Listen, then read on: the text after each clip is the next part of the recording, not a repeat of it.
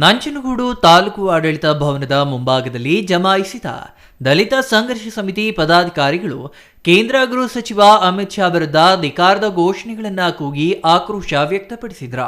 ಬಳಿಕ ದಲಿತ ಸಂಘರ್ಷ ಸಮಿತಿ ತಾಲೂಕು ಸಂಚಾಲಕ ಘಟ್ಟವಾಡಿ ಮಹೇಶ್ ಮಾತನಾಡಿ, ಕೇಂದ್ರ ಗೃಹ ಸಚಿವ ಅಮಿತ್ ಶಾ ಅವರು ಅಂಬೇಡ್ಕರ್ ಅವರ ಬಗ್ಗೆ ಅವಹೇಳನಕಾರಿಯಾಗಿ ಮಾತನಾಡಿರುವುದನ್ನು ತೀವ್ರವಾಗಿ ಖಂಡಿಸುವುದಾಗಿ ಹೇಳಿದರು. ವೋಟ್ ಬ್ಯಾಂಕ್ಗೆ ಅಂಬೇಡ್ಕರ್ ಅವರನ್ನ ಬಳಕೆ ಮಾಡಿಕೊಳ್ಳುತ್ತಿದ್ದಾರೆ ಎಂದು ಆರೋಪಿಸಿದ ಅವರು, ಪ್ರಧಾನಮಂತ್ರಿ ನರೇಂದ್ರ ಮೋದಿ ಅವರೇ ನಿಮಗೆ ಸಂವಿಧಾನ ಮತ್ತು ಅಂಬೇಡ್ಕರ್ ಅವರ ಮೇಲೆ ಗೌರವವಿದ್ದರೆ ಗೃಹ ಸಚಿವ ಅಮಿತ್ ಶಾರನ್ನ ಕೂಡಲೇ ಸಚಿವ ಸಂಪುಟದಿಂದ ವಜಾ ಮಾಡುವಂತೆ ಆಗ್ರಹಿಸಿದ್ರು. ದೇವರನ್ನ ಪೂಜೆ ಮಾಡಿ ದೇವದಾಸಿಗಳಾಗಿದ್ರು. ಆದರೆ ಡಾಕ್ಟರ್ ಬಾಬಾ ಸಾಹೇಬ್ ಅಂಬೇಡ್ಕರ್ ಅವರ ಕಾನೂನಿಂದ ಇವತ್ತು ಇಡೀ ದೇಶದಲ್ಲಿ ಮಹಿಳೆಯರು, ಪುರುಷರು ಎಲ್ಲರೂ ಕೂಡ ಗೌರವಾನ್ವಿತ ಸ್ಥಾನದಲ್ಲಿ ಈ ದೇಶದ ಪ್ರಧಾನಮಂತ್ರಿ ಆಗಕ್ಕೆ ನಿಮ್ಮ ದೇವರೆಲ್ಲ ಕಾರಣ. ಡಾಕ್ಟರ್ ಬಾಬಾ ಸಾಹೇಬ್ ಅಂಬೇಡ್ಕರ್ ಅವರು ಬರೆದಿರ್ತಕ್ಕಂತಹ ಕಾನೂನು ಅನ್ನೋದನ್ನು ನೀವು ಮರಿಬಾರ್ದು.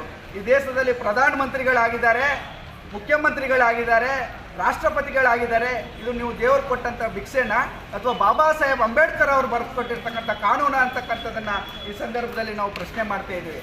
ಅಮಿತ್ ಶಾ ಅವರೇ, ನೀವು RSS ಬ್ಯಾಕ್ಗ್ರೌಂಡಿಂದ ಬಂದು RSS ಮನುವಾದಿಯ ಮನಸ್ಥಿತಿಯನ್ನು ಉಳ್ಕೊಂಡು ಇವತ್ತು ಅಂಬೇಡ್ಕರ್ ಅವರನ್ನು ಬರೀ ನೀವು ರಾಜಕೀಯವಾಗಿ ವೋಟ್ ಬ್ಯಾಂಕ್ಗೋಸ್ಕರ ನೀವು ಅವರಿಗೆ ಪುಷ್ಪಾರ್ಚನೆ ಮಾಡೋದು, ಅಂಬೇಡ್ಕರ್ ಅವರನ್ನು ಫೋಟೋಗೆ ಮಾಲಾರ್ಪಣೆ ಮಾಡೋದು, ಅಂಬೇಡ್ಕರ್ ಅವರಿಗೆ ನಮಸ್ಕಾರವನ್ನು ಮಾಡೋದು, ಅಂಬೇಡ್ಕರ್ ಅವರ ಹೆಸರಲ್ಲಿ ನಾವು ಗ್ರಂಥಾಲಯಗಳನ್ನು ತೆರೆದಿದ್ದೀವಿ, ನಾವು ಅವರ ಹೆಸರಲ್ಲಿ ನಾವು ಅನೇಕ ಕಾರ್ಯಕ್ರಮಗಳನ್ನು ಕೊಡ್ತಾ ಇದ್ದೀವಿ ಅಂತಕ್ಕಂಥದ್ದು ಬರೀ ನೀವು ವೋಟ್ ಬ್ಯಾಂಕ್ ಮಾಡ್ತಾ ಇದ್ದೀರಿ ಅಂತಕ್ಕಂಥದ್ದು ಇಡೀ ದೇಶದ ಜನಕ್ಕೆ ಇವತ್ತು ಗೊತ್ತಾಗಿದೆ.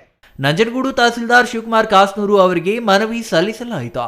ಪ್ರತಿಭಟನೆಯಲ್ಲಿ ದಲಿತ ಸಂಘರ್ಷ ಸಮಿತಿ ಉಪವಿಭಾಗೀಯ ಸಂಚಾಲಕ ಮಂಜು ಶಂಕರಪುರ, ಕೃಷ್ಣಮೂರ್ತಿ, ಸಂಘಟನಾ ಸಂಚಾಲಕ ಸರಗೂರು ಮರಿಸ್ವಾಮಿ ಇನ್ನೂ ಹಲವರು ಹಾಜರಿದ್ದರು. Kumar, CTV news, Nanjangud.